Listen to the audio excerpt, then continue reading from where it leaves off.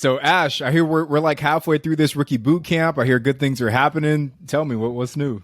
We've had such high demand. We're going to open up enrollment from September 7th to October 4th. So if you guys want to be part of the boot camp, it's going to have live sessions every Monday at 8 p.m. Eastern. We tackle all things real estate, such as real estate strategies, choosing your market, finding, funding, and analyzing deals, making offers, and more. I mean, Tony, can you think of anything that's missing in that boot camp package? Probably just me, but outside of that, everything else seems like a good time. Well, Tony, if you want to learn more and if you want to sign up for the boot camp and be there, you can go to biggerpockets.com/boot camp. So it sounds like this boot camp is going to be a ton of fun. But before we bring on today's guests, Ashley, I hear you two kind of already know each other. Yes. So the boot camp, Amelia is one of the TAs in the boot camp. So you guys are going to love this episode with her, and you're going to see why she is such a great TA. And there's over 100 people in her group right now that are learning from her and from me and the other TAs. This is Real Estate Rookie episode 111. And I made a very modest salary of $50,000 a year. So, I wasn't making a ton of money, and you don't have to be either to grow and expand in the real estate space.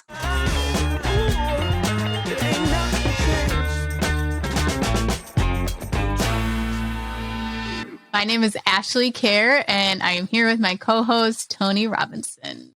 Ashley, what's going on? Tony, what's going on? I was going to ask you.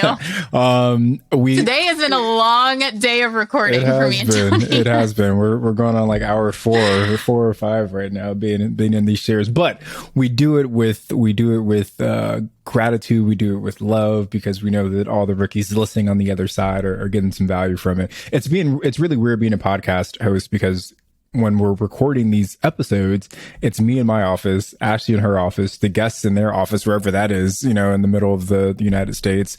And we don't get to see the people on the other side. But, when we hear from folks on the Facebook group or on Instagram, I think that reminds me that there's so many people that are listening, that are impacted, that are getting value from what we're doing. So it makes the long days well worth it.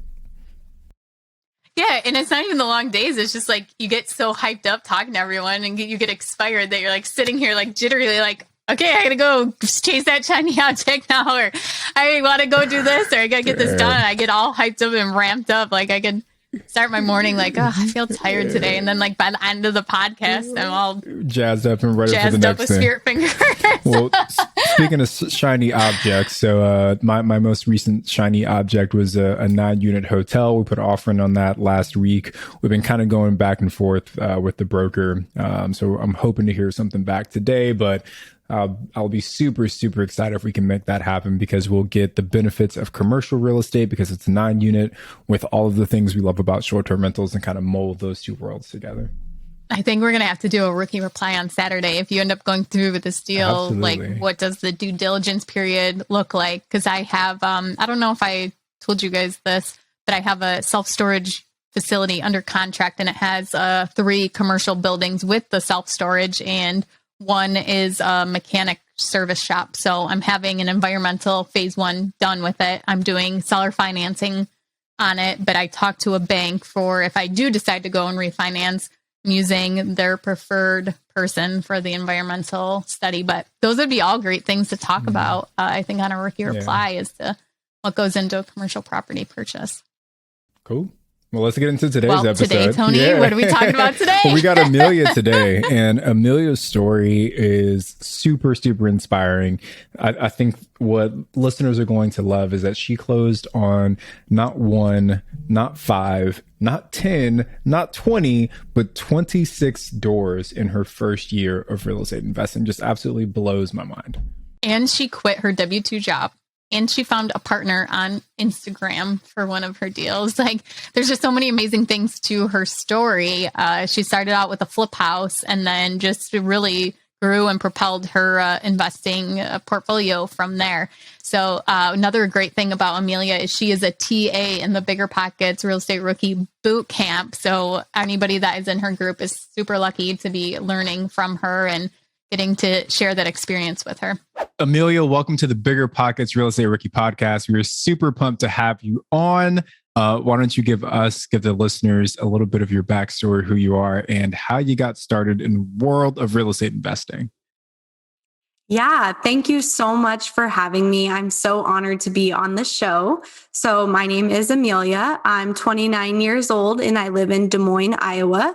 I have only been investing in real estate for about a year now, and I just closed on my 26th door yesterday. So, I'm very excited to share how I was able to grow so rapidly in 1 year. And the rookies are very excited to hear exactly how you did that. So it's going to be a good time getting into that. But before we do, I mean, you know, 1 year, 26 doors, that's a whole heck of a lot of work. Were you like an agent, or were you a contractor? Were you a property manager? Like, what were you doing before you bought that first door that helped you like scale so quickly? Yeah, so actually, I didn't have any background in real estate, and none of my family members really had any background in real estate either. I was basically just looking for a way to earn passive income, and I kind of stumbled across real estate and convinced my parents to go in on a flip with me. And from there, everything kind of just snowballed. Before we get into more of your first deal and your background, can you just give us a quick overview of what your portfolio looks like? So, what does those 26 doors, what are they made up of? Are they single family, apartment complexes, etc.? Yeah, so I started out with a flip and used the proceeds of that flip to buy a few small multifamilies. I currently own two triplexes, a quadplex, five single family homes that I purchased from another real estate investor in a portfolio. And then most recently, I closed on an 11 unit apartment. That is awesome. Congratulations. So, Thank what were you doing before real estate, your 9 to 5 job? And then what was that moment like when you decided you wanted to be an investor? Yeah. So before I started in real estate, I was a project manager for a magazine company, and I made a very modest salary of $50,000 a year. So, I wasn't making a ton of money, and you don't have to be either to grow and expand in the real estate space. So can we talk a little bit more about that flip, because I think that's a pretty critical piece here. It seems like to kind of kickstart your career. Can you just give us like the quick numbers on the flip? Like, how much profit did you actually make from that, and how was that distributed between the two small multifamily properties that you purchased? Yep. So the flip we purchased, now remember, I'm in Iowa, in rural Iowa. So the properties here are a lot cheaper than they would be in some higher cost of living cities. So we purchased the 4 bedroom, 2 bathroom house for $30,000. We put about $30,000 into the property and ended up selling it for a little over 120,000. So we came out with $60,000 in profit, and we split that profit 50-50. And then from there, I used my portion of the profit to purchase a triplex along with some money that I had saved during that time while we were renovating that house. So I purchased that triplex all cash and kind of stumbled into a burr. Basically, my appraisal wasn't going to come back in the amount of time that I wanted it to, because I had already advertised the property and had tenants ready to move in before the appraisal could get done. So I said, you know what? I'm just going to purchase it all cash, and then I'm just going to fix it up real quick in 2 weeks and refinance it. And the local bank that I used was okay with that. It was pretty much a perfect burr. I got out all the money that I had put into it. So I reutilized that money to put a down payment on the fourplex that I also own. Fun fact, it's the same owners for both.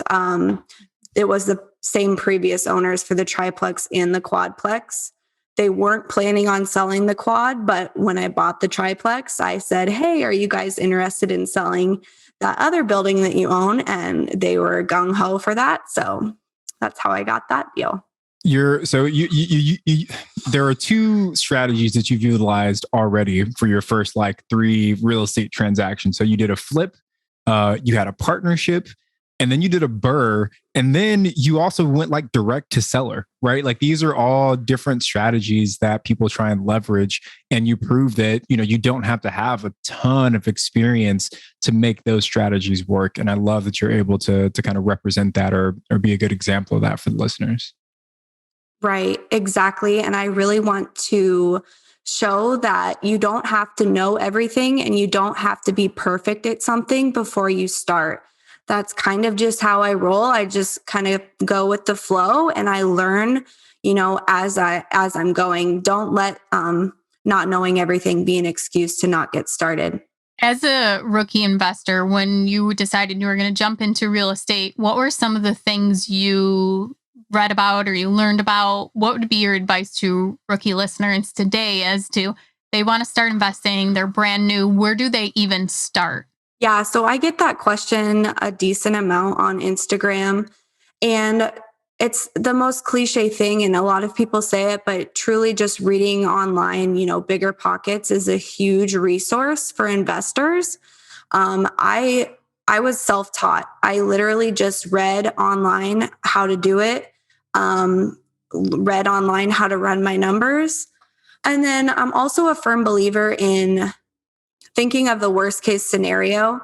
And if you can handle whatever the worst case scenario is, then it's okay to move forward with that deal. And my worst case scenario was I don't make any money and I'm still okay because I have a W-2 income that can cover, the mortgage or whatever for a certain period of time. So that's great. I love that advice. So let's talk about your partnership with your parents. So you have no experience and they jumped on board with you to do this flip. How did that conversation go? Yeah, so I think jumped is an aggressive word to use. It took it took a while to convince them. I had been looking at buying a flip or actually a flip. I wasn't even interested in rentals when I first got started. So I had been looking for about a year and sending those details to my mom because my mom was the easier target. My dad was harder to convince. So I'd been sending those details to her and just saying like, look, this is such a great deal. There's absolutely no way we're going to lose money on this. Here's the numbers. Here's the estimated rehab. We'll split the profits 50-50. And so finally a deal came along that the numbers made perfect sense to them. And we convinced my dad to go in on this flip with us. And it worked out well. And they've been gung-ho ever since. So you said you presented to your parents the numbers and said that you're going to make deal on this. You talked about giving them the rehab estimate.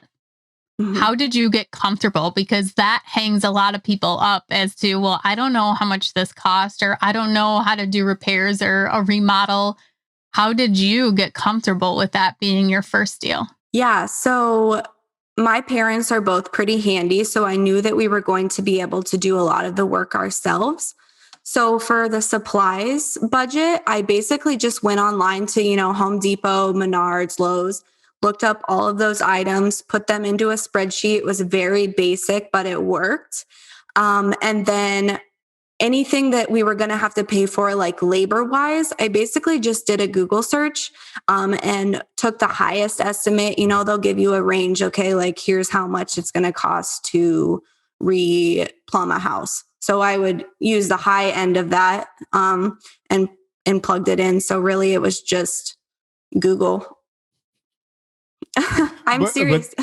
But that's like such a good answer because it shows that it's honestly pretty easy, not easy. It's not super complicated to figure those things out, right? And as long as you put one foot in front of the other and you keep searching for answers to the questions that you have, eventually you get to a point where things start to happen. You close in that first deal and then you're off to the races. So, Amelia, I think if there's one thing that I've learned from you so far is that you don't need to be an expert to scale quickly, right? You can kind of learn as you go. And when I was in my W-2 world, we used to call it building the plane as you're flying it, right? Like you've already taken off, but you got to keep putting it together while you're already in the air. I want to talk Look a at little you bit go, David Green, with your analogies. That was a really good one. That was a good one. I can't take any credit from that. My old boss used to say that all the time. But I want to talk a little bit about the financing piece, Amelia, because I think that's another part that rookie investors tend to get stuck on. So we know how you financed the flip. We know how you got into your first 2 small multis, the 3 and the 4, but you since then bought 5 single families, bought another 3-plex, and then an 11-unit apartment complex. How the heck are you coming up with the funds to close on all those deals? Yeah, so I partnered on a few of those deals with my parents again. And I just want to put a disclaimer out there. My parents they make a decent living, but they are not extremely wealthy by any means. You know, they're the typical Iowa parents that work their 9-to-5 job. They've got a 401k saved. So they had access to a personal line of credit at a bank that had an amazing interest rate of only 6%. And we didn't have to pay any money towards it for an entire year, no payments on interest or anything like that. So we basically used the bank as a hard money lender, essentially. For the 5 single family portfolio, because I was working with a small bank, they allowed me to take 80% loan to value of whatever the house is appraised at. So because I purchased them in a large portfolio, I got a great deal on the price. So they appraised it quite a bit higher than the purchase price. So I was able to only put 20% down of the appraised value. So I had some built-in equity there. The triplex that I purchased most recently, I actually did seller financing on that one at 1% interest. I was just listening to an episode the other day where you guys said you never heard of that. Well, they actually wanted to charge me 0% interest, but my boyfriend's a tax attorney and apparently he wasn't okay with that. So he said that it's got to be 1%. And then most recently, this 11 unit that I purchased, I partnered with a couple that I met through Instagram, believe it or not. And they put the full down payment down on the property, and I'm going to be managing that property for them. So yeah, if you're not already utilizing social media to network, I highly recommend doing so. I want to break into that because finding a partner, especially finding a partner on the internet, that's not something easily done every single day. So what did that look like? How did that happen? How did the conversation go? And how did you guys end up trusting each other and building this partnership structure? Yeah, that's a great question. And I feel very lucky and blessed to be partnering with the couple that I am because we are such a great personality fit and it kind of just like fell into our laps. So what I did was I found this great deal in Des Moines and I ran all the numbers and I was like, wow, this is amazing. It's a 27% cash on cash return. It cash flows, over $2,000 a month. So I posted about it on Instagram and I said, hey, I'm looking for an equity partner in this to, basically front the money for it because I don't have any money left. I've spent all my money. And Tony and I know that feeling all the time. Yeah.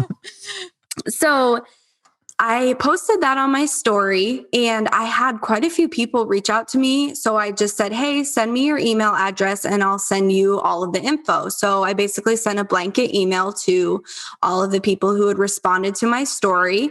And the Reardons, Jimmy and Serena, were the ones who I ended up ultimately going with. I had a few different options, but they kind of felt like the best fit. And they've been amazing to work with. And everything has just been so easy. I feel so blessed. So, and again, I started that Instagram. I didn't know what I was doing, but you don't have to be perfect to start. Like, look at where it's led me. I've literally made money from my Instagram account now. It's just crazy. What did the structure look like? How did you set that up as to, how they gave you the down payment, how much equity they have, things like that? What did that look like?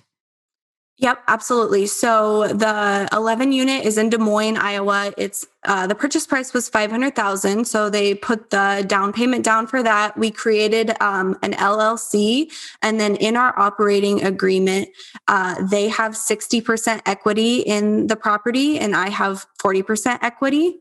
Obviously, they have a little bit more since they have all of the money in the deal right now.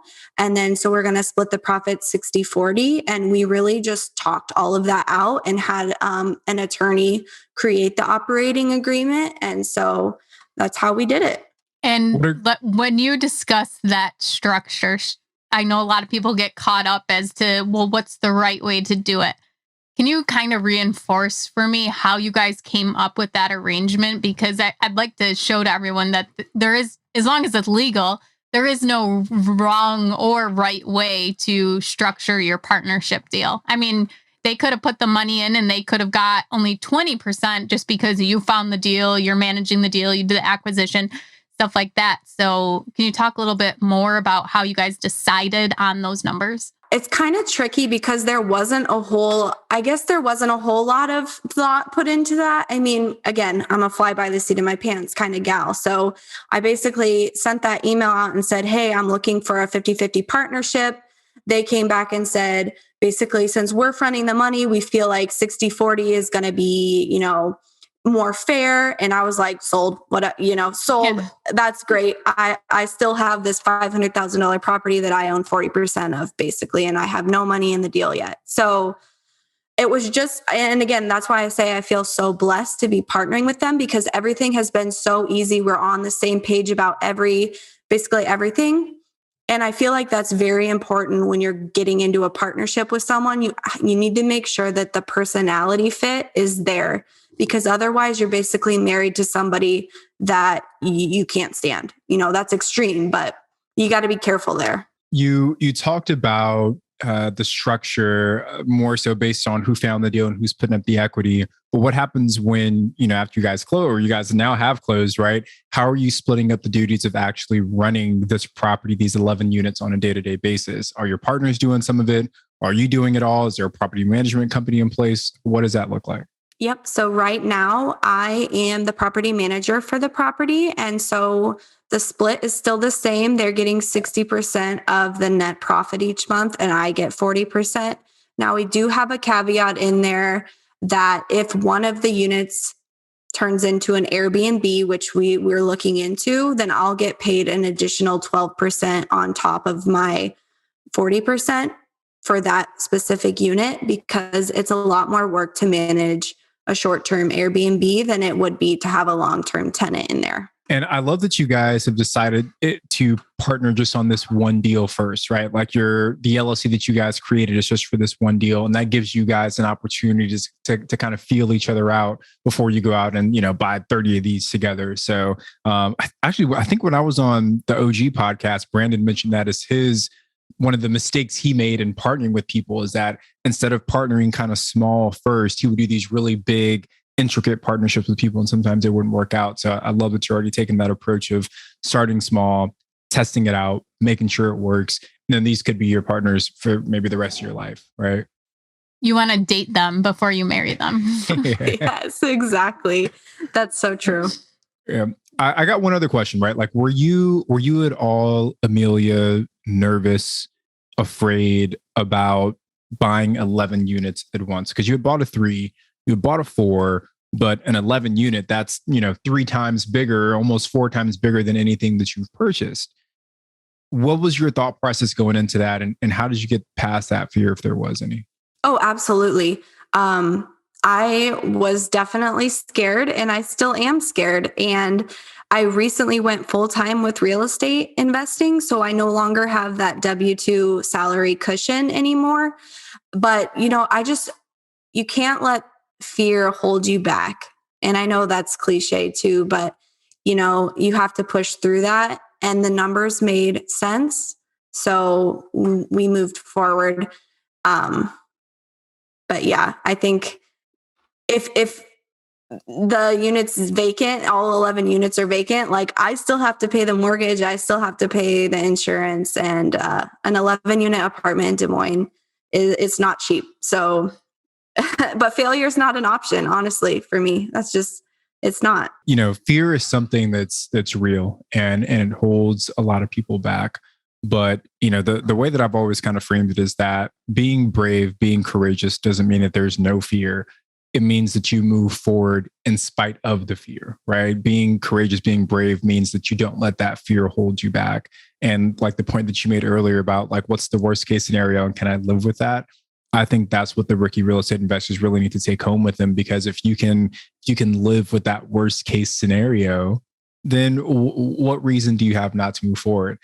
Last thing, Ash and I were together in Denver a couple of weeks ago, and I think it was either Tyler Madden or Nick Cooley said this, but they were saying like if the worst possible outcome of me trying to become a real estate investor is that I have to go out and get a W-2 job and work there for 40 years, then my worst case scenario is everybody else's best case scenario, right? And then I'm just like everybody else if I have to go with my worst case. So I love that. I love that approach because it's so true. And I think you embody that ideal so well, Amelia.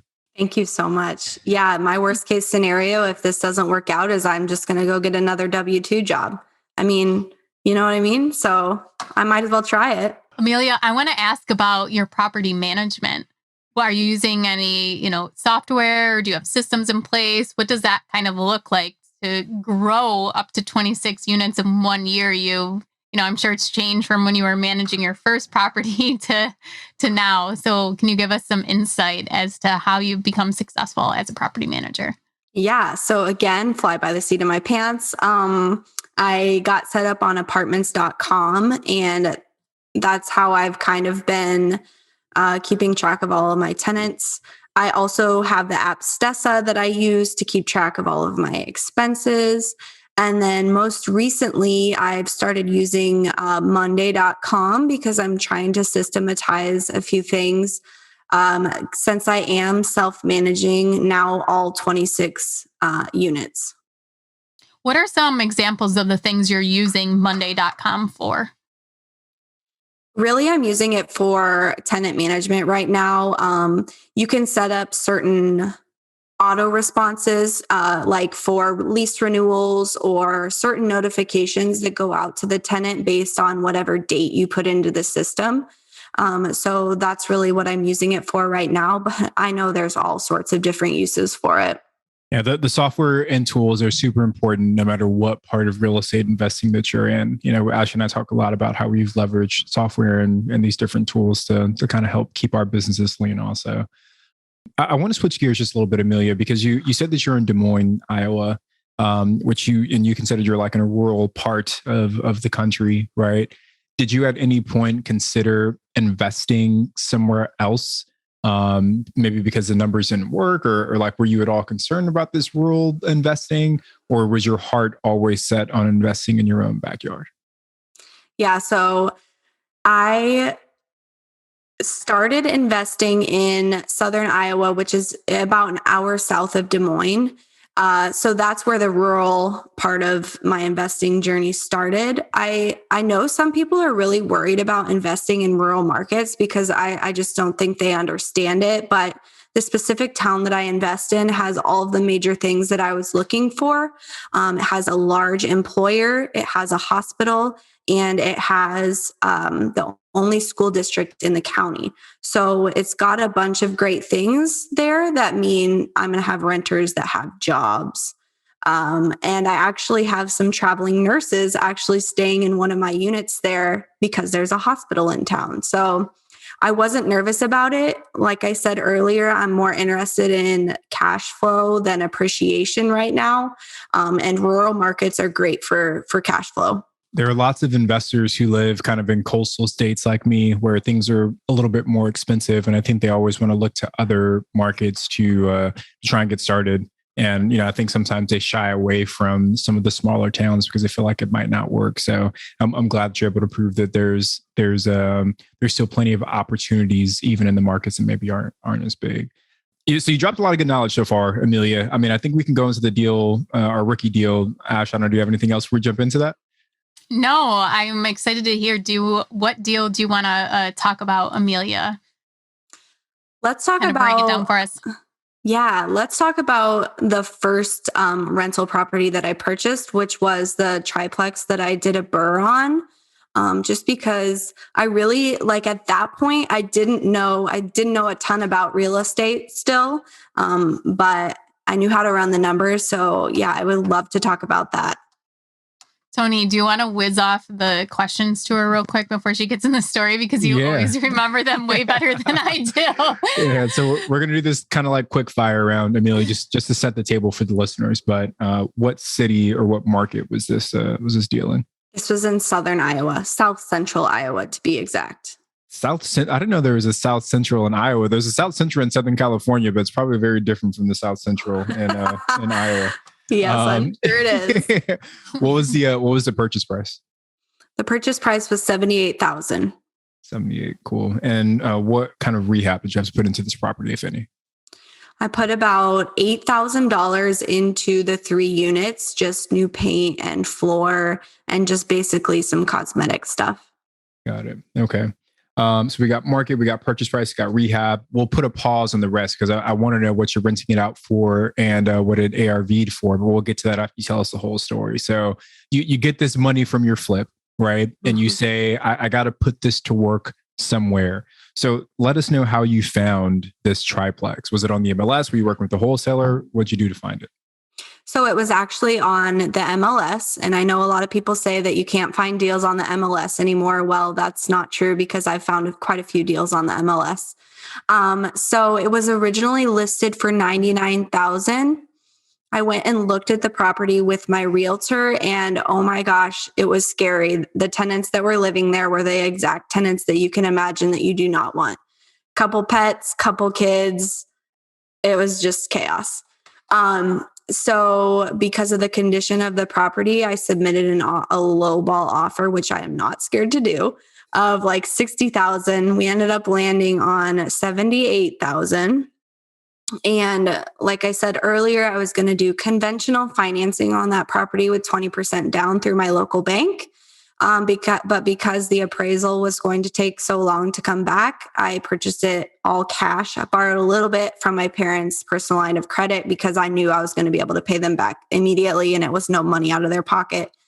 And yeah, then the appraisal after repair value came back at $92,000. So I was able to take 80% of that out. And so it wasn't quite a perfect burr, but it was pretty darn close. Did you do the rehab yourself or did you hire contractors to do the paint and stuff like that, the cosmetic updates?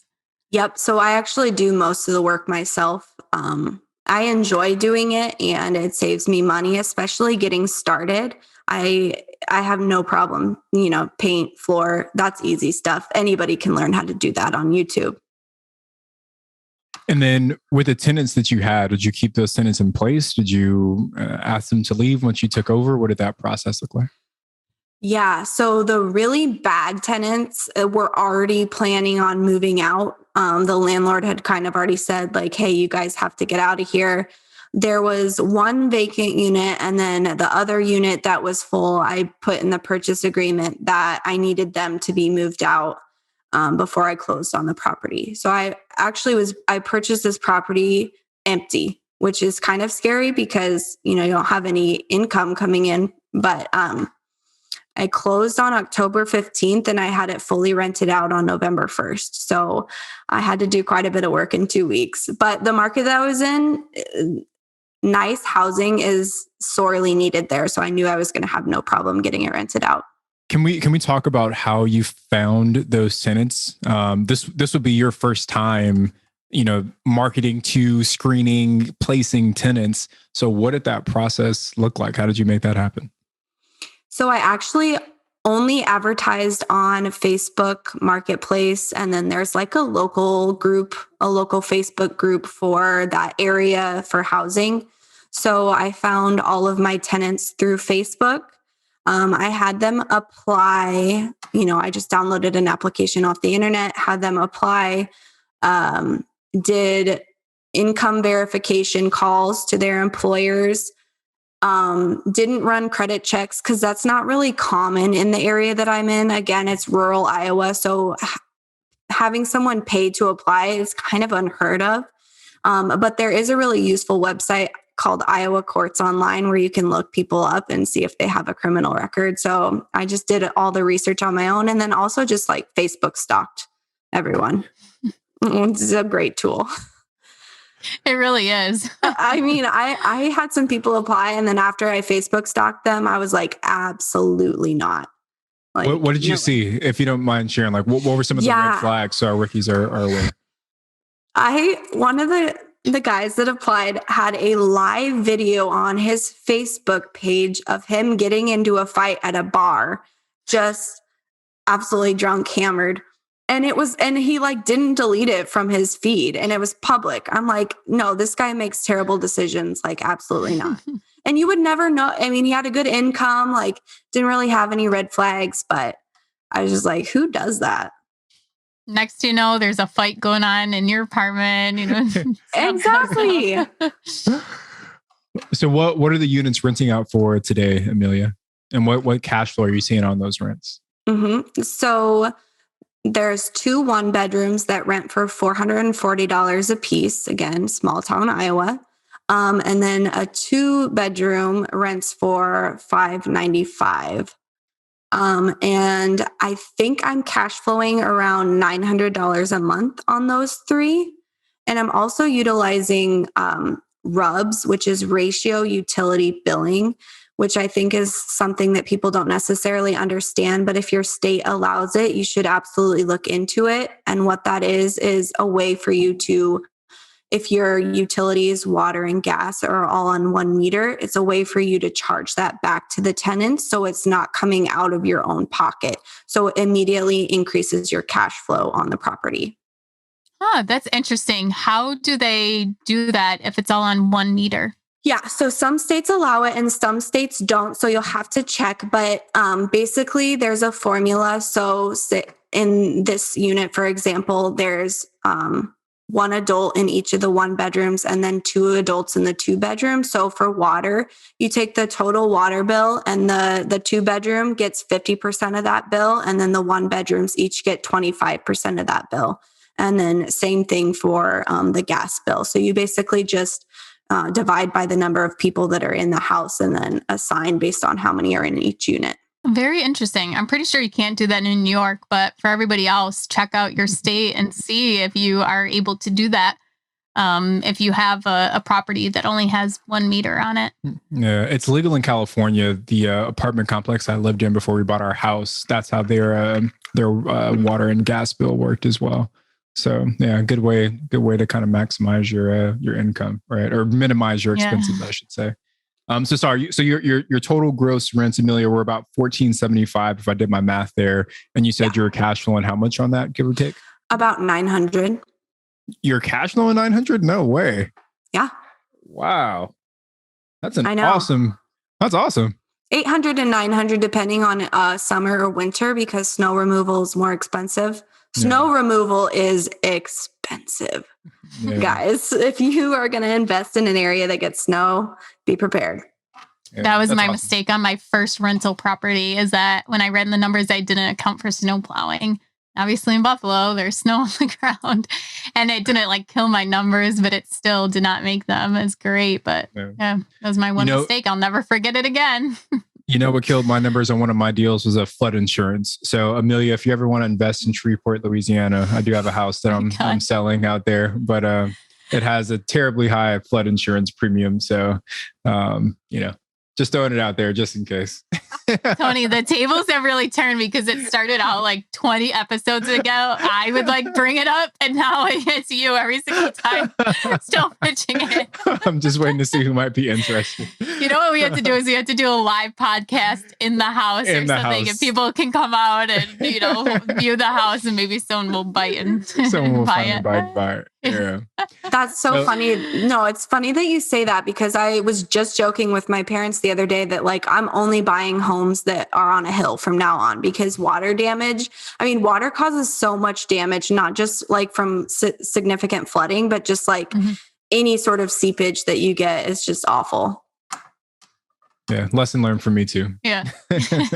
Well, Amelia, thank you for sharing the numbers on that deal. And it looks like it turned out pretty well for you. I want to move us into our mindset segment.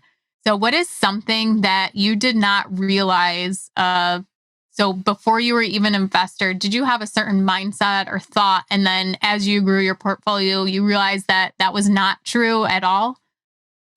Yeah, I think one of the main things like we've touched on is that you don't have to have everything together to get started. And I think that's what a lot of rookies are scared of is that they don't know it all, but you truly learn as you go. And I've utilized that, with starting my Instagram. I was like, man, no one's going to want to follow me. Like nobody cares. And so, but I just started it anyways, and I've met so many great people. I have found a partner on there. Same thing with real estate. I didn't know it all when I got started, but look at me now. I have 26 doors in 1 year, like, which is just nuts to me. But And one more thing that you got asked to do too because of your Instagram. What was that thing, Amelia? yeah, so I'm actually going to be a teaching assistant on the BiggerPockets rookie Bootcamp, which again is another crazy thing that's like, I cannot believe I'm going to be a TA for BiggerPockets. Like it's just nuts. So like, just get started, put yourself out there. And we are so excited to have you, and especially just hearing more of your story. I can't wait for everyone to learn from you. And I think when this airs, the boot camp has already started. So the lucky people that signed up and get to share some of your knowledge and experience will be great. But more good things come when you take action, and I think that's hopefully the lesson that a lot of rookies are taking away is that the more consistent, kind of concentrated action you take, the more positive results come from it. So thank you for sharing that, Amelia. I want to take us into our rookie request line. So are you ready, Amelia, to answer a question from one of our very lucky rookie listeners? Hit me. Hello, my name is Ben Lehman, and I live in the Williamsport, Hagerstown, Maryland area. My question is, how can I help convince my family for supporting real estate? I would like to go into house hacking where I would rent by the room, and some parts of my family aren't necessarily too supportive of that, considering of the lack of privacy or worrying about getting a bad tenant. Amelia, you seem to have some success on getting your family involved and kind of having some partnerships. What would your advice be to Ben on how he can get his parents on board? Yeah, so that's a great question. I think one of the things that helped my parents is just really explaining things thoroughly to them and having a sit down conversation and letting them ask any questions that they might have. If you don't know the answer, just, be honest and tell them that you don't quite know how that's going to work out, but you'll figure it out as you go.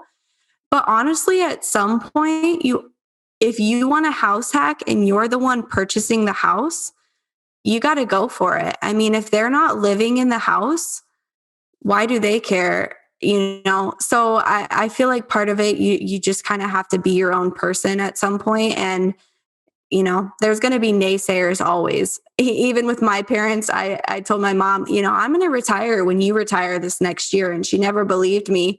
And now here I'm self-employed, which is not quite retired, but like they never believed me. And I'm like, no, I'm going to be retired when you're retired. And look at me now. So you just got to do your thing.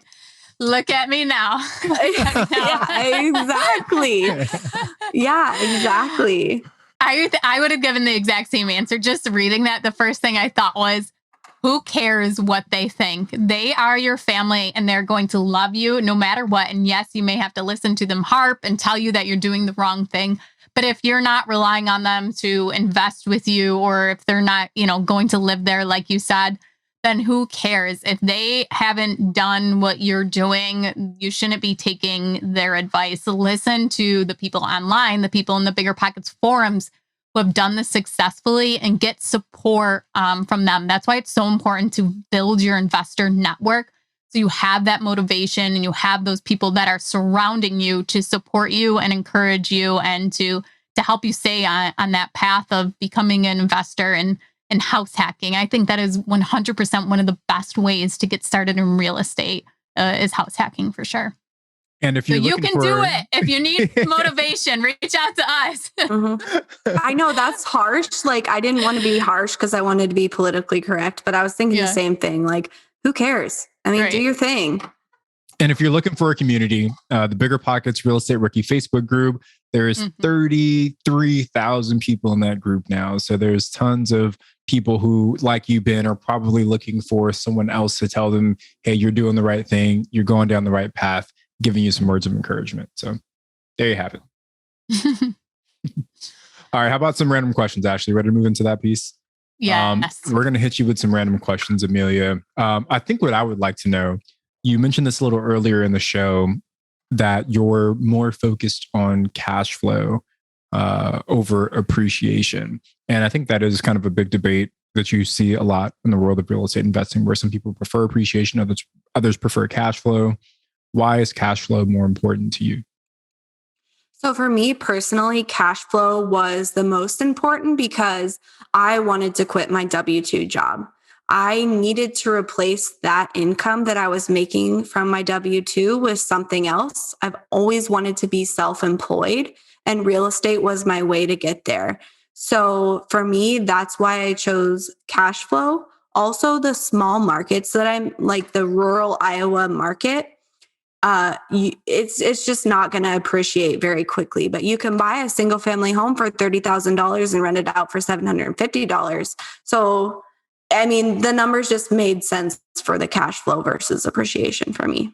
Amelia, my question for you is, what is one book or podcast or a couple that you learned from when you were first educating yourself outside of the BiggerPockets network? Because we know all things podcasts and books are great at BiggerPockets. So what other podcasts or books or, websites did you look at to educate yourself that would be great for our rookies to check out? Honestly, I utilized a lot of social media, Facebook and Instagram, and just following other people's journeys and asking them questions. They're sharing real life information, and just being able to have that interaction with like real life people was very, very helpful to me. I can't really give any other like podcast or website because I'm going to be completely honest. I pretty much solely used BiggerPockets. So that was the answer I was looking for. Yes, nailed it. Because it's just such a great source, and it's all there. Like, why go anywhere else? Because it's all there. So okay, so here's a follow-up question to that. If I'm somebody and I'm stalking somebody's Instagram and I want to ask them a question or I want their advice, what is the appropriate way to reach out to someone that you feel has worked for you to engage so well with these other Instagram? Yeah. So just honestly sending, a DM and letting them know how much you appreciate their content and that you're getting a lot of value from it. And then, ask the question, and then also ask like, hey, is there anything that I can do for you in return of this information? But you also have to understand that not everyone's going to have the time to get back to you. Some of the bigger people on Instagram, they just don't have the time. So find somebody like me that's got like a smaller following, or somebody that's got a mid-sized following, and try to reach out to them. But also utilize like Facebook groups like the BiggerPockets like rookie group, where you can ask and then lots of people will respond. But just know that you're not always going to get a response, and that's okay. Well, thank you for that advice. Yeah. We are going to move on to our rookie rockstar today. So today's rookie rockstar is Alexandra D, who closed on property number 4 today. So a little backstory: her fiance and her go on walks through areas. So instead of driving for dollars, they're walking for dollars, and they look at multifamily rentals that they like, walk by them. So fast forward, they find this cute little number duplex, and the guy returns their call and was willing to sell to them off market. And it's a very hot market, so this was a great deal for them. They purchased it for $112,900. They did a 20% down payment, a commercial loan with closing costs rolled in 4.3% interest. The rents total $1,375 and tenants pay utilities. They're cash flowing around $439 a month with a 20.24 cash on cash return. And they put in $2,500 towards the remodel on the property. That is awesome. Congratulations, you guys. Super cool. Yeah, I love that they went off market too. Like the idea of walking for dollars and kind of using that time with your better half to not only, walk, get some exercise and fresh air, but to also look for deals. I love it. I can't wait to see Tony on Sarah's Instagram scootering around his neighborhood for deals together. Looking for good deals. Yeah. Well, Amelia, thank you so much for coming on the show today. And I can't wait to work with you more in the BiggerPockets Real Estate Rookie Bootcamp. Can you tell everyone where they can reach out to you and find some more information on you? Absolutely. So you can find me on Instagram. It's at Amelia Jo, REI, and Joe is just the feminine version, JO. And I love interacting with people on Instagram. So please reach out to me if you have any additional questions or just want to say hey. Well, thank you so much. This was a great episode. We are so glad to have you. I'm Ashley at Wealth from Rentals, and he's Tony at Tony J. Robinson. And we will be back on Saturday with a rookie reply. You guys keep going after those deals, and we'll see you next time.